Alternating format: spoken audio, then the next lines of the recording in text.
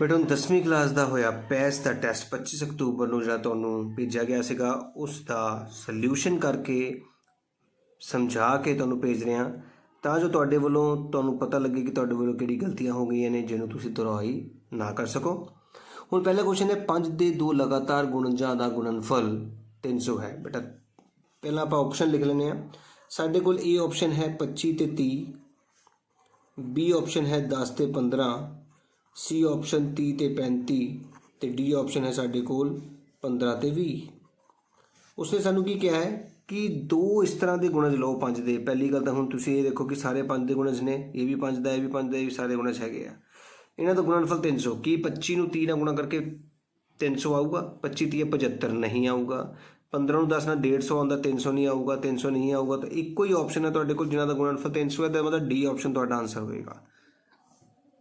ਲੱਗੀ ਗੱਲ ਸਮਝ? ਲੇਕਿਨ ਜਿਸ ਨੂੰ ਅਸਲ ਤਰੀਕੇ ਨਾਲ ਕਰੀਏ ਤਾਂ ਇਸ ਨੂੰ ਕਿਸ ਤਰੀਕੇ ਨਾਲ ਕੀਤਾ ਜਾ ਸਕਦਾ ਤੁਸੀਂ ਦੇਖ ਸਕਦੇ ਹੋ। ਉਸਨੇ ਕਿਹਾ ਸਾਨੂੰ ਕਿ ਦੋ ਲਗਾਤਾਰ ਗੁਣਜ 5 ਦੇ, ਇੱਕ x ਤੇ ਦੂਜਾ x ਤੇ 5, ਕਿਉਂਕਿ 5 ਦੇ ਪਹਾੜੇ ਦੇ ਵਿੱਚ 5 ਤੋਂ ਬਾਅਦ 5 ਜੁੜ ਕੇ 10 ਆਉਂਦਾ, ਫਿਰ 5 ਜੁੜ ਕੇ 15, 5 ਜੁੜਦਾ ਨਾ। ਤੇ ਇੱਕ ਰਕਮ x ਮੰਨ ਲਈ, ਇੱਕ x ਤੇ 5 ਮੰਨ ਲਈ ਹੈ। ਦੋਨਾਂ ਦਾ ਗੁਣਨਫਲ ਸਾਨੂੰ 300 ਦੇ ਬਰਾਬਰ ਦਿੱਤਾ ਗਿਆ। ਅਸੀਂ 300 ਦੇ ਬਰਾਬਰ ਰੱਖ ਲਿਆ ਹੈ। ਦੇਖੋ x ਨੂੰ x ਨਾਲ ਗੁਣਾ ਕੀਤਾ, x ਦੀ ਘਾਤ 2, x ਨੂੰ 5 ਨਾਲ ਕੀਤਾ 5x, 300 ਇੱਧਰ ਸੱਦ ਲਿਆ, ਮਾਈਨਸ ਦਾ ਹੋ ਗਿਆ। ਤੇ ਇੱਥੇ ਗੁਣਨਖੰਡੀਕਰਨ ਮੈਥਡ ਲਗਾ ਕੇ ਸਾਨੂੰ ਪਤਾ ਲੱਗਾ ਕਿ x ਕਿੰਨਾ ਹੈ 15। ਤੇ ਜੇ x 15 ਹੈ ਤਾਂ ਅੰਡਰਸਟੂਡ ਹੈ ਦੂਜੀ ਰਕਮ ਕਿੰਨੀ ਹੋਏਗੀ 15 ਤੇ 5 ਜੋੜ ਕੇ 20। ਤੇ ਸਾਡਾ ਜਿਹੜਾ ਆਪਸ਼ਨ D ਆਪਸ਼ਨ ਸਾਡਾ ਸਹੀ ਆਨਸਰ ਹੋਵੇਗਾ। ਹੁਣ ਅਸੀਂ ਦੂਜਾ ਸਵਾਲ ਕਰਾਂਗੇ, ਧਿਆਨ ਨਾਲ ਦੇਖਿਓ। ਦੂਜੇ ਸਵਾਲ 'ਚ ਕਹਿ ਰਹੇ ਕਿ ਪ੍ਰਾਕ੍ਰਿਤਿਕ ਸੰਖਿਆ ਵਿੱਚ 12 ਜੋੜਨ ਤੇ ਇਸ ਦਾ ਮੁੱਲ ਉਸ ਦੇ ਉਲਟ ਕਰਮ ਦਾ 160 ਗੁਣਾ ਹੋ ਜਾਂਦਾ ਹੈ ਤਾਂ ਸੰਖਿਆ ਪਤਾ ਕਰੋ। ਪਹਿਲਾਂ ਆਪਾਂ ਆਪਸ਼ਨ ਲਿਖ ਦਿੰਦੇ ਹਾਂ। A ਆਪਸ਼ਨ 3 ਹੈ, B ਆਪਸ਼ਨ 8 ਹੈ, C ਆਪਸ਼ਨ 4 ਹੈ, D ਆਪਸ਼ਨ 7 ਹੈ। ਹੁਣ ਇਹ ਸਾਡੀ ਸੰਖਿਆ ਹੈ। ਇੱਕ ਸੰਖਿਆ ਵਿੱਚ 12 ਜੋੜਨੇ ਨੇ, ਇਹਦੇ ਵਿੱਚ ਵੀ 12 ਜੋੜਦੇ ਨੇ, ਇਹਦੇ ਵਿੱਚ ਵੀ 12 ਜੋੜਦੇ ਨੇ, ਇਹਦੇ ਵਿੱਚ ਵੀ 12, ਇਹਦੇ ਵਿੱਚ ਵੀ 12, 12 ਤੇ 3 15। ਹੁਣ ਇਹ ਕਹਿੰਦੇ ਸੰਖਿਆ ਵਿੱਚ 12 ਜੋੜੋ, ਇਹ 20 ਆ ਗਿਆ, ਇਹ 16 ਆ ਗਿਆ, ਇਹ 19 ਆ ਗਿਆ। ਹੁਣ ਉਸਨੇ ਕੀ ਕਿਹਾ, ਇਸ ਦਾ ਮੁੱਲ ਇੱਕ ਸੰਖਿਆ ਵਿੱਚ 12 ਜੋੜਨ ਤੇ ਜੋ ਪ੍ਰਾਪਤ ਮੁੱਲ ਹੈ ਉਹ ਇਸ ਦਾ ਉਲਟ ਕਰਮ, ਇਸ ਦਾ ਉਲਟ ਕਰਮ ਕਿੰਨਾ ਹੋਏਗਾ 115, 1/15, 1/20, 1/16, 1/19। ਇਸ ਦੇ ਉਲਟ ਕਰਮ ਦਾ 160 ਗੁਣਾ, 160 ਦੇ ਨਾਲ ਗੁਣਾ ਕਰ ਦਿਓ, 160 ਨਾਲ ਗੁਣਾ ਕਰ ਦਿਓ, 160 ਨਾਲ ਗੁਣਾ ਕਰ ਦਿਓ, 160 ਨਾਲ ਗੁਣਾ ਕਰ ਦਿਓ। ਹੁਣ 15 ਨੂੰ 160 ਦਾ ਭਾਗ ਕਰੀਏ ਤਾਂ 15 ਨਹੀਂ ਆਉਂਦਾ। 20 160 ਨਾਲ ਭਾਗ ਕਰੀਏ ਤਾਂ 8 ਆਉਂਦਾ ਹੈ। ਆ ਗਿਆ ਨਾ 8? ਦੇਖੋ ਆਈ ਗੱਲ ਸਮਝ? ਜੇ ਅਸੀਂ ਇਹਨੂੰ ਕੱਟੀਏ ਤਾਂ 2 ਨਾਲ ਕੱਟ ਕੇ 8 ਆ ਗਿਆ, ਤਾਂ ਮਤਲਬ ਰਕਮ 20 ਆ ਗਈ, ਵਾਪਸ 8 ਆ ਗਿਆ ਨਾ। ਤੇ ਉਹਨੇ ਇਹੀ ਕਿਹਾ ਸੀਗਾ ਕਿ ਕੋਈ ਸੰਖਿਆ ਜੇ ਉਸ ਵਿੱਚ 12 ਜੋੜੀਏ ਤਾਂ ਪ੍ਰਾਪਤ ਸੰਖਿਆ ਦੇ ਉਲਟ ਕਰਮ ਦਾ 160 ਗੁਣਾ ਉਹੀ ਸੰਖਿਆ ਆ ਜਾਏਗੀ। ਤੇ B ਆਪਸ਼ਨ ਤੁਹਾਡਾ ਆਨਸਰ ਹੋਵੇਗਾ। ਇਸ ਸਵਾਲ ਦਾ ਆਨਸਰ ਤੋਂ ਬਹੁਤ ਹੀ ਸੌਖੇ ਢੰਗ ਨਾਲ ਪਤਾ ਕੀਤਾ ਜਾ ਸਕਦਾ ਹੈ ਕਿ ਕੀ ਆਨਸਰ ਹੋਵੇਗਾ, ਕਿਉਂਕਿ ਇੱਥੇ ਕੱਟ ਕੇ 10 ਆ ਰਿਹਾ, ਬੇਟਾ 10 ਨਹੀਂ, ਸਾਨੂੰ 4 ਚਾਹੀਦਾ ਸੀਗਾ ਤੇ ਇਹ ਕਟਿੰਗ ਹੀ ਨਹੀਂ ਹੋ ਰਹੀ, ਠੀਕ ਹੈ ਨਾ।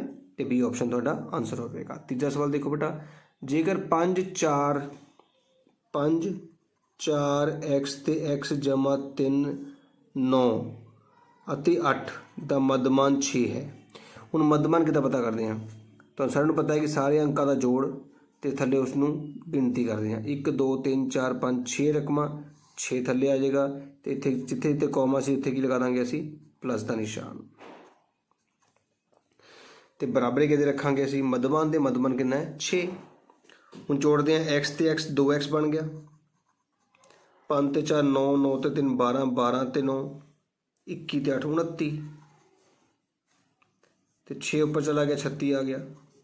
ਤੇ 2x ਬਰਾਬਰ 36 ਦੇ ਵਿੱਚੋਂ 29 ਮਾਈਨਸ ਕੀਤੇ ਤੇ 2x ਆ ਗਿਆ ਬੇਟਾ 7 ਦੇ ਬਰਾਬਰ।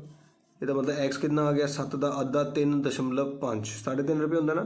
ਤੇ D ਆਪਸ਼ਨ ਤੁਹਾਡਾ ਸਹੀ ਆਨਸਰ ਆ ਗਿਆ।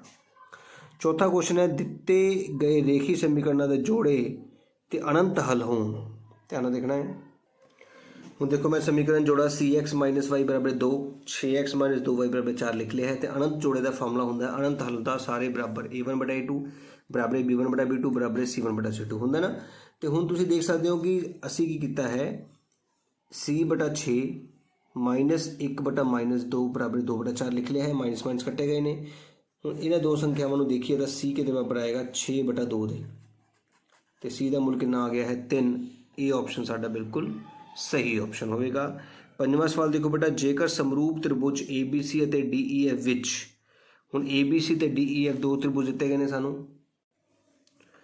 अब इस क्वेश्चन में देखो हमें कहा जा रहा है कि अगर ABC त्रिभुज और DEF त्रिभुज में AB 4 है, DE 6 है, DF 12 है, EF 9 है और हमें ABC त्रिभुज DEF के समरूप दिया है, मतलब AB बटा, मैंने समझा ना, AB बटा DE फर्स्ट टू BC बटा EF last to first last AC over DF। ये फॉर्मूला तुसीं याद रखना है।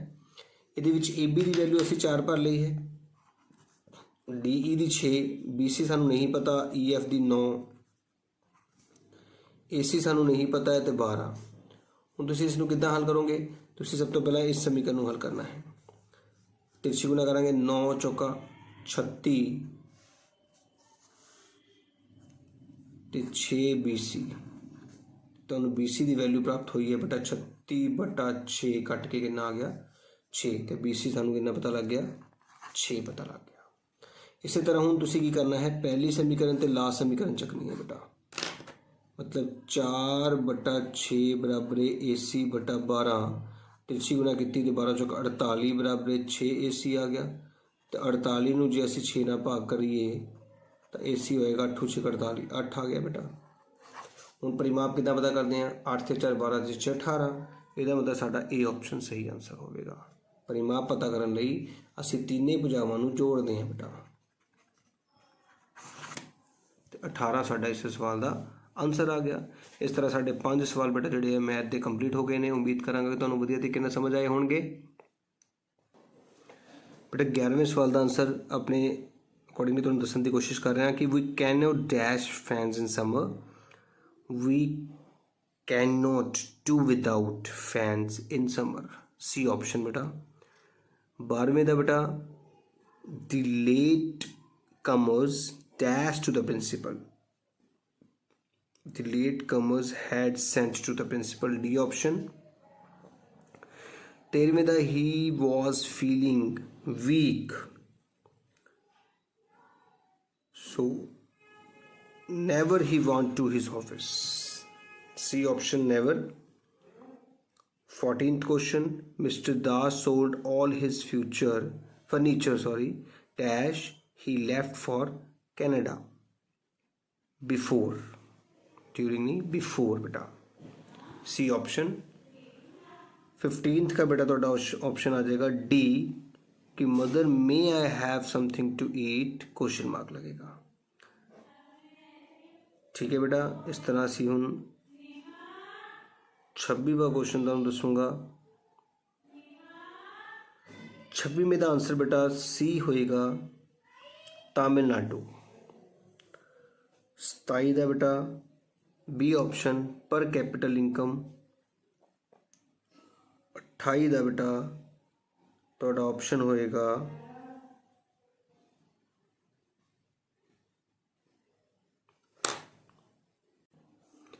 चंडीगढ़। 29वें का ਤੁਹਾਡਾ आंसर बेटा आएगा ब्यास, D ऑप्शन। 30वें का बेटा ਤੁਹਾਡਾ आंसर होएगा फ्रीडम, राइट टू फ्रीडम बेटा, B ऑप्शन।